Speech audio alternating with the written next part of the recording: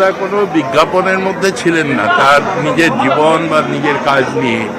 এটা যারা বস্তুনিষ্ঠভাবে ওনার সময়কে, ওনার ভূমিকাকে মূল্যায়ন করবেন, সেটা ওদের কাজ। বরুণার সম্বন্ধে স্মৃতিচারণ করতে গেলে অনেক কথা বলতে হবে। 34 বছর তার সঙ্গে আমাদের একটা সম্পর্ক তৈরি হয়েছিল, মন্ত্রিসভার মধ্যে বিধানসভার বিধায়ক হিসাবে, এবং একটা আত্মিক সম্পর্ক ছিল। তিনি খুবই স্নেহ করতেন, অনেক আমাদের পরামর্শ দিতেন, এবং পশ্চিমবাংলাকে তিনি যেভাবে এগিয়ে নিয়ে যেতে চেয়েছিলেন, আজকে সেটা যদি হতো, পশ্চিমবাংলার যুবকদের সামনে যে আজকে যে হতাশা, সেই হতাশা দূর হয়েছে। তিনি আমাদের কাছে সর্বদাই শ্রদ্ধেয় ছিলেন, আজও শ্রদ্ধেয়। বুদ্ধদেব বাবু কোনোদিন আমাদের থেকে হারাবেন না। নয়া প্রজন্মের কাছে বুদ্ধদেব বাবু ছিলেন, থাকবেন এবং অমর হয়ে থাকবেন। রাজনৈতিক ব্যক্তি যারা, রাজনৈতিক কর্মী যারা, যে দলেরই হন না কেন, বুদ্ধদেব ভট্টাচার্য তাদের কাছে একটা অনুকরণীয়, অনুসরণীয় এবং একটা দৃষ্টান্ত স্বরূপ। তার যে জীবনশৈলী, জীবনধারা, এবং তিনি একটা ছাত্র রাজনীতি, যুব রাজনীতি থেকে উঠে বাংলার মুখ্যমন্ত্রী। ওনাকে নানানভাবেই পেয়েছিলাম। যখন আমি ছাত্র যুব আন্দোলন করছি সেই সময় ডেপুটেশন নানাবিধ, আমি বিধানসভাতেও 10 বছর পেয়েছিলাম বুদ্ধদাকে। এরকম একটা আদর্শ ভদ্রলোক কম দেখা যায়। ওর রাজনীতির সঙ্গে অনেকের অনেক মতামত থাকতে পারে, তো ভদ্রলোক। তারপর সংস্কৃতি, বঙ্গ সংস্কৃতি জানতেন, খুব মিস করছে, অভাবটা বোঝা যায়। ও আত্মা শান্তি লাভ করুন, সেটি। ওনার উৎসাহটা বেশি ছিল। খেলতেও ভালোবাসতেন, ঠিক আছে। উনি ইউনিভার্সিটি ব্লু ছিলেন। আর নাটকের ব্যাপারে তো মাঝে মধ্যেই যখন দেখা হয়েছে, পার্টি অফিসেই দেখা হয়েছে, 1 ঘন্টা ধরে আলোচনা করেছেন যে কি ধরনের থিয়েটার হচ্ছে, কি ধরনের থিয়েটার হওয়া উচিত, কি থিয়েটার ওনার পছন্দ হচ্ছে, হচ্ছে না। কাকা ভাইপোর সম্পর্ক বলুন, আপনি কাকা বলতেন, বুদ্ধ কাকা, তাই তো? আর তার কারণ হচ্ছে আমরা ট্যাংরা হাউজিং স্টেটে যেখানে থাকতাম তার 4টে বিল্ডিং পরে উনি থাকতেন। ওনার এই যে চলে যাবে, ওই যে বাড়িটা, হয় ওই বাড়িটা নয় এই বাড়িটাতে আমাকে থাকতে হতো। ব্যক্তিগত পরিসর, আপনি ক্রিকেট যেমন কালচারাল পার্ট হয়েছে, তাও কোনো মানে বামপন্থার কি ক্ষতি মনে হয়? যদি ব্যক্তি হয়তো বামপন্থার বড় কিছু নয়, তাও বামপন্থাটা দলীয় কর্মসূচির ওপর নির্ভর করে না। বামপন্থাটা একটা বিজ্ঞান। সুতরাং ক্ষতি তাহলে তো বলতে হয় যে হরেকৃষ্ণ কুমার চলে যাওয়াটা সবচেয়ে বড় ক্ষতি ছিল। তো সুতরাং এরা তো সময়ের ফসল। এরা একটা সময়ে এসেছেন এবং সার্ভ করেছেন, সমাজকে সার্ভ করেছেন। আবার একদল আসবে যারা বামপন্থায় বিশ্বাসী এবং বামপন্থাকে জানেন যে বিজ্ঞান হিসেবে। সুতরাং বুদ্ধদেব ভট্টাচার্য এরা কখনো তো মরে যান না। একাধারে লেখক, সাহিত্যিক, নাট্যকারও বটে। উনি দুঃসময় নাটক হয়েছিল, ওনার লেখা নাটক অভিনীত হয়েছিল। তো উনি বলতেন যে এই ভারী শিল্প আসা উচিত ভবিষ্যৎ প্রজন্মের জন্য। সেটা চেষ্টা করেছিলেন কিন্তু করে যেতে পারেননি, সেটা দুর্ভাগ্য আমাদের সবারই। আর কি বলবো, এই মৃত্যু ওনার অপূরণীয় ক্ষতি হয়ে গেল। না, তার প্রতি একটা শ্রদ্ধা তো মানুষের আছে। এরকম একজন মানুষ যার ধুতি পাঞ্জাবিতে কোনো দাগ কেউ লাগাতে পারেননি কোনোদিন, সাদাই থেকে গেছে সেটা।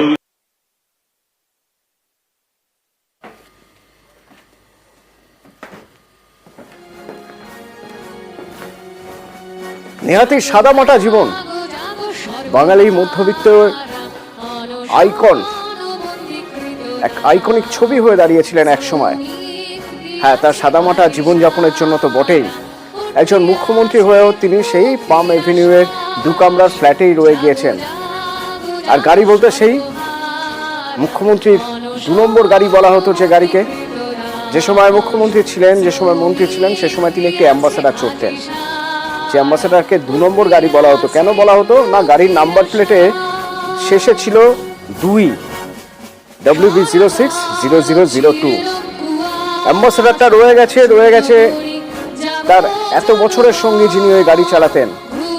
শুধু সাদা ধুতি পাঞ্জাবি পরা মানুষটা নেই, তাই তাকে শেষবার দেখার জন্য চলে এসেছেন আলিমুদ্দিন স্ট্রিটে প্রচুর মানুষ। যাদের পক্ষে সম্ভব হয়েছে, যত দূর থেকে আসা সম্ভব হয়েছে, চলে এসেছেন তাদের প্রিয় কমরেডকে দেখতে।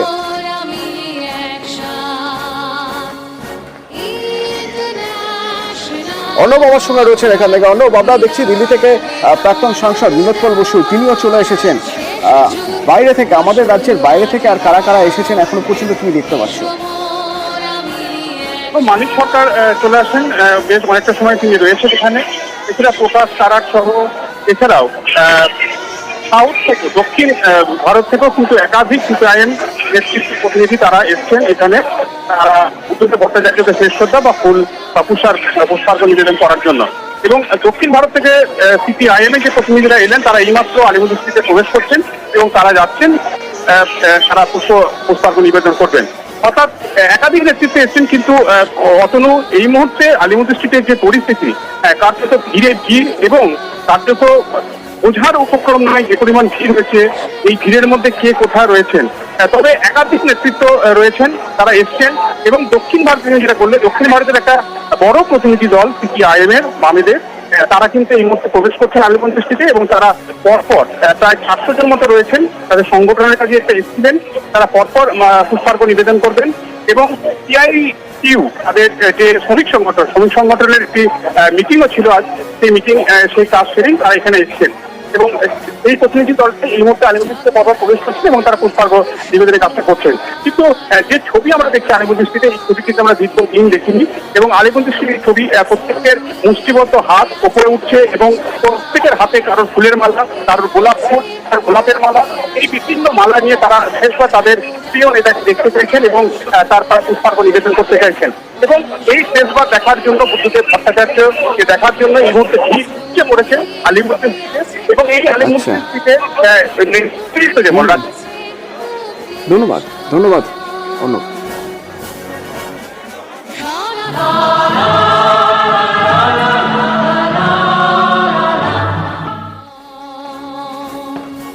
একের পর এক নেতারা যেমন আসছেন, তেমনই আসছেন সাধারণ মানুষ, কর্মী, সমর্থক, যারা দীর্ঘদিন ধরে পার্টির সঙ্গে যুক্ত, যাদের আবেগের নাম বুদ্ধদেব ভট্টাচার্য।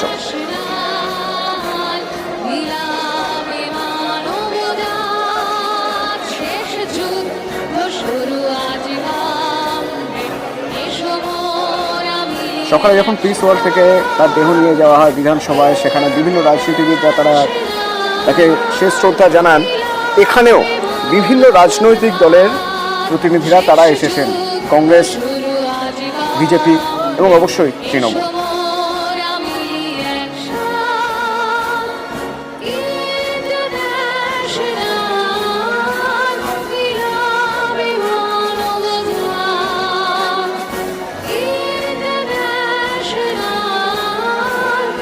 পারাদীপ আমার সহকর্মী এখান থেকে রয়েছেন। পারাদীপ, কোথাও যেন রাজনীতির ঊর্ধ্বে উঠে গিয়েছিলেন ব্যক্তি বুদ্ধদেব ভট্টাচার্য, আর সেজন্যই আজ রাজনৈতিক মতাদর্শে যতই তফাৎ থাকুক না কেন, যতই মতভেদ থাকুক না কেন, বিভিন্ন রাজনৈতিক দলের তাবড় নেতাদের আমরা দেখছি তারা শ্রদ্ধা জানাচ্ছেন বুদ্ধদেব ভট্টাচার্যকে। একদমই যেমনটা তুমি বলছো, একদম সেই ছবিটাই যেন আমাদের ক্যামেরায় ফুটে উঠছে এই মুহূর্তে। আলিমুদ্দিন স্ট্রিটের মুজাফফর আহমেদ ভবনে বুদ্ধদেব ভট্টাচার্যকে শেষ শ্রদ্ধা রাজনৈতিক পথ নির্বিশেষে মানুষ এসছেন। যেমন তুমি নেতাদের কথা বলছো, আমি নেতাদের পাশাপাশি কিন্তু একই সঙ্গে আমরা ক্যামেরা ধরা পড়েছে, তাপস রায় এসছেন, শুভ্রশশী দত্ত এসছেন। তো রাজনৈতিক ভাবে এরা ভিন্ন মতাদর্শে বিশ্বাসী, কিন্তু রাজনৈতিক নেতা নেত্রীদের পাশাপাশি যে মানুষজন, আজকে সাধারণ মানুষ, তাদের কথা বলতে চাইবো। অতনু, যে সাধারণ মানুষ আজকে এসছেন, তাদের মধ্যে শুধুমাত্র বামপন্থায় বিশ্বাস করেন বা বামপন্থায় বিশ্বাসী এমন মানুষজন কিন্তু আলিমুদ্দিন স্ট্রিটের মুজাফফর আহমেদ ভবনেও তাদের ধর্মনাথে তারা সারিবদ্ধভাবে দাঁড়িয়ে রয়েছে। এমন নয়, এই সারিবদ্ধ লাইনে এমন অনেক মানুষ আছেন যারা হয়তো রাজনৈতিকভাবে কোনো মতাদর্শ বিশ্বাসী, কিন্তু বুদ্ধদেব ভট্টাচার্য তাদের কাছে একটা আবেগ, বুদ্ধদেব ভট্টাচার্য তাদের কাছে একটা বিশ্বাস।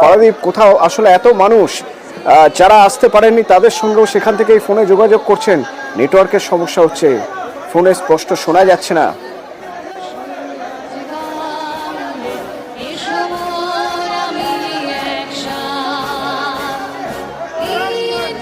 আমার এই জীবনে এত ভালো মানুষ, এইরকম ধরনের নেতা, এইরকম মানব দরদি, আমাদের জেনারেশন, আমাদের পরের জেনারেশনের জন্য ভাবার মানুষ যিনি ছিলেন, আমাদের যিনি স্বপ্ন দেখিয়েছিলেন আমাদের ছেলে মেয়েদের ভবিষ্যৎ যাতে সুরক্ষিত হয় সেই চিন্তা ভাবনা উনি করেছিলেন। সেই জায়গা থেকে আমরা অনেক অনেক দূরে পিছিয়ে গেলাম। এইটাও আশা করতাম উনি একদিন সুস্থ হবেন, ওনার এইরকম চলে যাওয়া আমরা কখনো মানতে পারছি না।